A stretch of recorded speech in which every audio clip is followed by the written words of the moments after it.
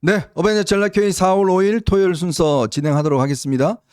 제가 이제 구자능 변호사가 매주 토요일 날 나왔었는데요. 요즘 좀 일이 굉장히 너무 많아지고 또 자녀들하고 좀 토요일 날 보낼 시간이 필요해서 당분간은 조금 만나 뵙기가 힘들 것 같습니다. 아마 저희가 본격적으로 이제 시작이 되면 다시 또 움직일 것 같은데 그때까지만 좀 참아주시면 될 것 같습니다. 자, 하루가 이제 지났습니다. 오늘 비도 많이 내리고 했는데 저는 이번에 참 인상적이었던 게 뭐냐면 원래는 이제 이 탄핵 소추가 이제 인용이 되면 네. 꽤 이제 그동안 했던 분들의 반발이 꽤 심하지 않을까, 또 혹시 불상사가 일어나지 않을까라는 걱정을 많이 했어요. 네. 근데 이제 의외로 꽤 이제 지금 물론 정광훈 목사가 주도하는 집회는 오늘 또 열리고 있다고 그럽니다만은, 그러니까 이 세이브 코리아 측도 이제 오늘부터 집회를 다 중단했고, 네. 또 일단 어제 같은 경우에 일체 불상사가 별로 없었습니다. 그렇죠. 그러니까 지난번 2017년에 비해서는 꽤 이제 좀 안정된 차원에서 좀 마무리가 되는 것 같아요. 아마 이거는 결국 헌재의 판결문도 기본적으로 8대 0으로 네. 일단 좀 내용 자체도 보면 그렇게 나온 것도 있고, 또 많은 국민들의 어떤 기본적인 역량도 좀 성숙해진 게 아닌가, 그렇죠. 그런 생각 듭니다. 그러니까 이제 2017년 8년 전인가요? 2017년과 비교해 보면 확연히 다른데 그날 3월 10일이었죠. 이정미 재판관이 피청구인 박근혜를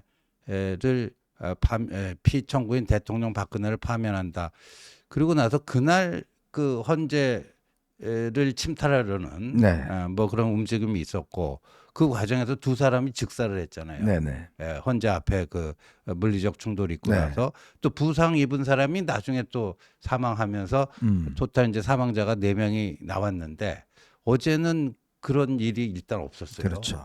그런 물리적 충돌이 없었고, 그 오늘도 이제 보니까 어제 신속하게 세이브 코리아가 입장 정리를 해가지고 교계에서 꽤 설득을 많이 했다고. 예, 그래서 그 그러더라고요. 한교총이라고 아시잖아요. 네네. 거기가 이제 우리 교계의 한 90% 이거를 다 대표하고 있는 조직인데, 그쪽에서 상당히 그 여러 가지로 좀 이렇게 유도를 한 것 같아요.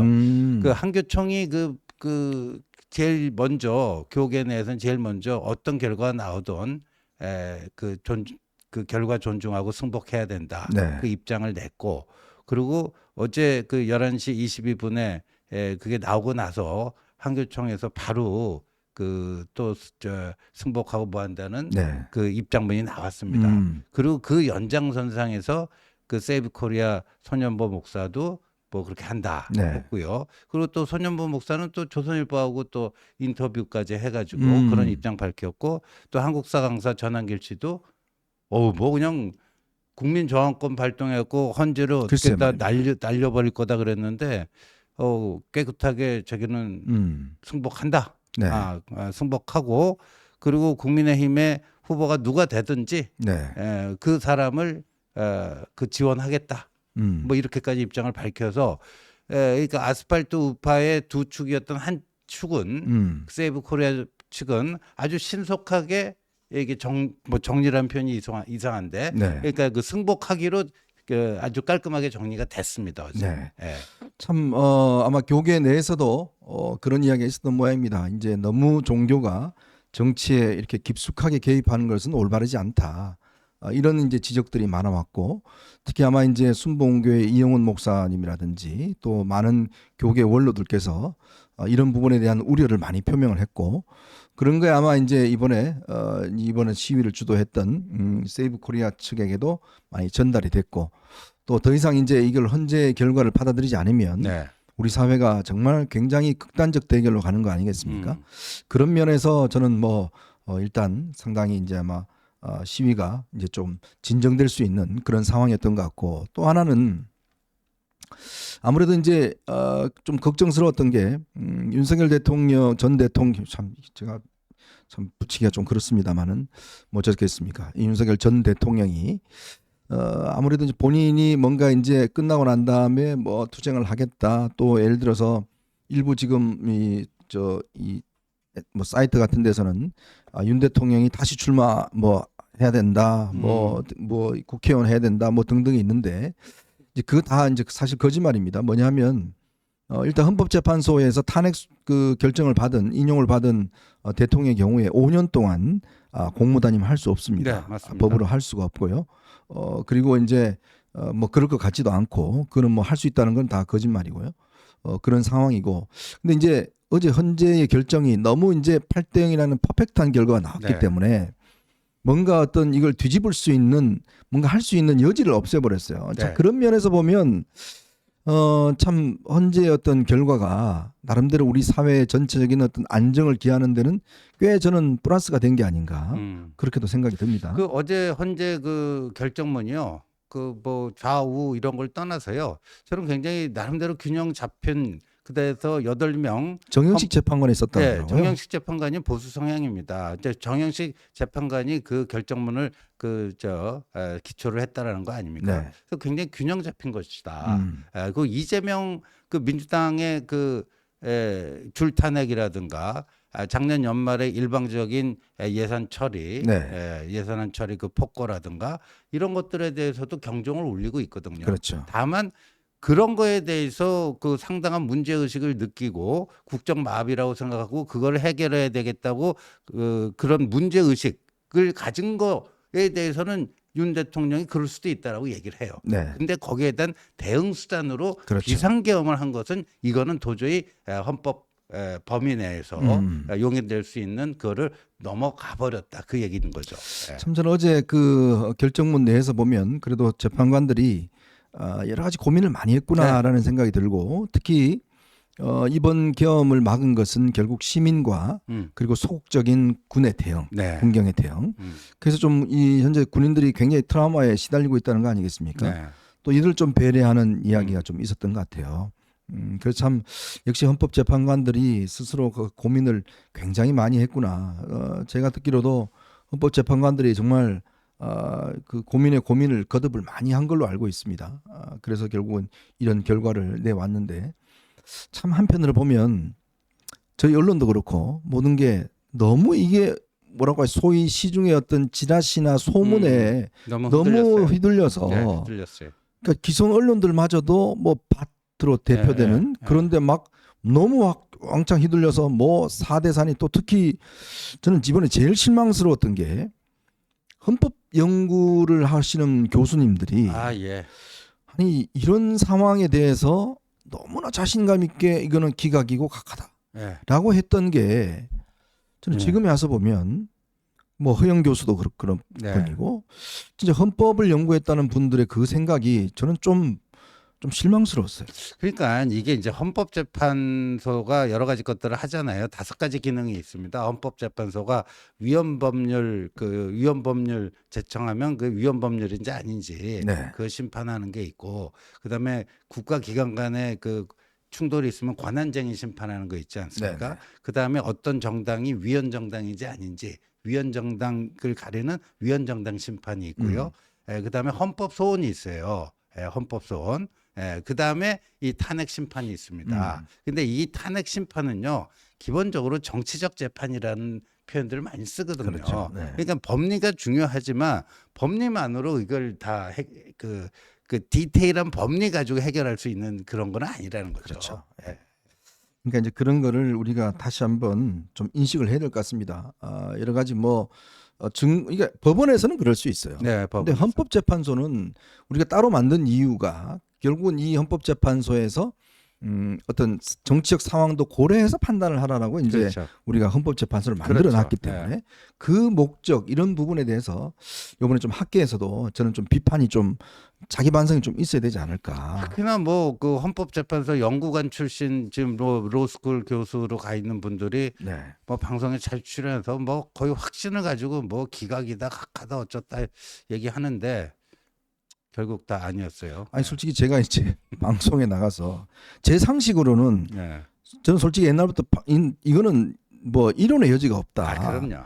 뭐 지원님하고 저하고도 항상 이야기한 게 이거는 이론의 여지가 없다. 그리고 저희 뭐 회사 내에서 이렇게 논설위원들끼리도 이렇게 해야 할 때도 이거는 말이 안 된다. 저희 언론인들 입장에서 보면 일단 군이 투입되고 이런 것들이 명백하게 있는데 근데 이제 옆에 있는 전문가라는 분이 막 전직 판사라는 분이 막 그런 주장하니까 저도 막 쫄려요. 제가 법을 전공한 사람이 아니니까. 아, 근데 이게 뭐 저희들 같은 경우는 그래도 상식의 눈으로 봤는데, 그렇죠. 그러니까 지금 와서 보면 이게 우리 사회가 너무 법조인들한테 어떤 면에서 보면 좀 이 모든 것들을 맡기고 네. 판단하는 이 문제가 예, 저는 이 전체로 이 지금 국회도요. 예. 그 법조인들이 국회의원들이 한 60명이 넘습니다. 그렇죠. 무조건 다 법부로 가잖아요. 예.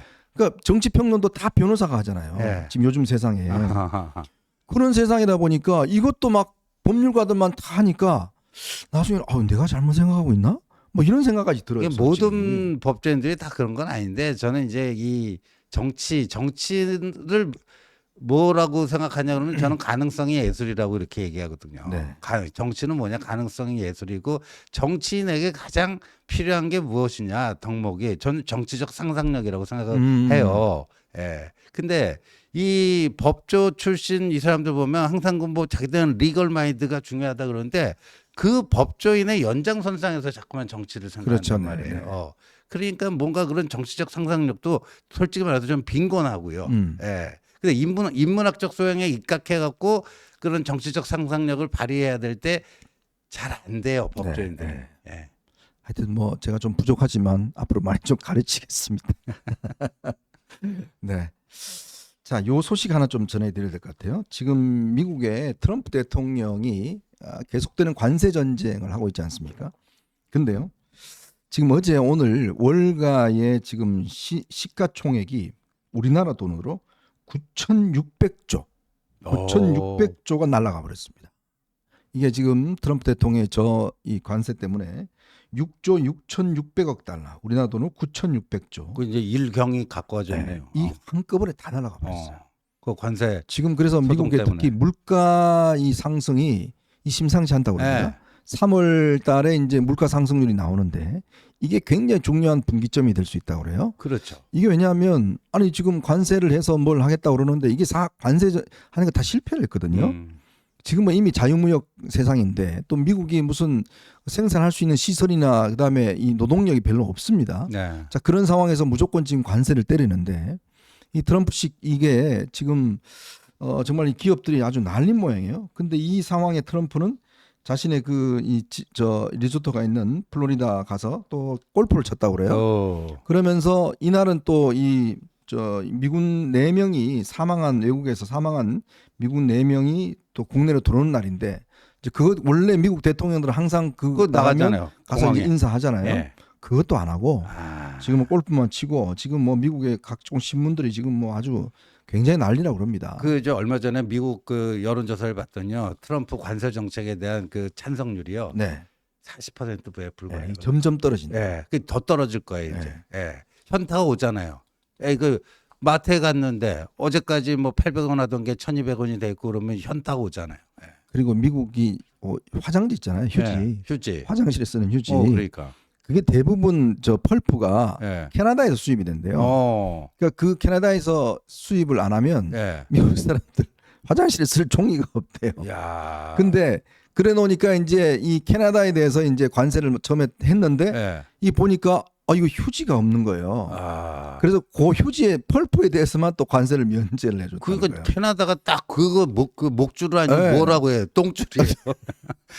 딱 치질이 막 양산될 수 있잖아요. 그러니까 이게 참 희한합니다. 네, 이게 우리가요. 그걸 쥐고 있네요. 세계에 이제 이미 서로 의지하지 않으면 살 수 없는 지금 글로벌 이 환경이 돼 있지 않습니까? 이미 세계화되면서요. 상호 의존이 그냥 아주 그 상호 의존성이 이렇게 일상화되고 구조화된 거죠. 그러니까 그걸 벗어나서 고립주의로 어떻게 할 수가 없잖아요. 네. 그래서 참 좀 더 지켜봐야 될 것 같은데 지금 뭐 점점 이제 아마 게이지가 올라가는 것 같습니다. 반 트럼프 게이지가. 참 그걸 보면서 우리가 많은 걸 좀 배웁니다. 진짜 저렇게 한꺼번에 나라의 시스템을 붕괴시키려고 하는 거 저게 과연 성공할 수 있을까에 대한 새로운 또 실험장이 될 것 같습니다. 자, 이 소식까지 좀 전해드렸고요. 오늘 여러분들하고 세 가지 이야기를 좀 해볼까 합니다. 자, 이제는 우리는 뭐 명백해졌습니다. 모든 우리의 세력들이 이제는 반 이재명 전선으로 결집해야 될 시기인 것 같습니다.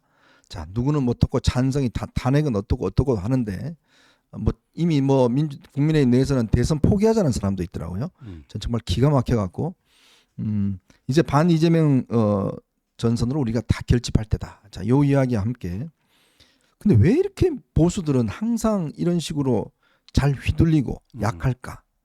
그 문제를 한번 좀 우리가 분석을 해봐야 될 것 같아요. 이 보수가 가지고 있는 취약점들, 그러니까 이 싸움을 하려면 우리가 어떤 취약점이 있는지 우리가 정확히 알아야 될 거 아니겠습니까? 그렇죠. 자, 그 문제하고 그동안 여러분들 과정을 쭉 보시면 결국 한동훈 대표가 제시했던 방향이 결국 옳았던 거 아닌가요? 저는 그렇게 봅니다. 이 문제도 한번 짚어보도록 하겠습니다. 자, 여러분 보시면서요. 구독과 좋아요 알림 그리고 많은 응원 부탁드리도록 하겠습니다.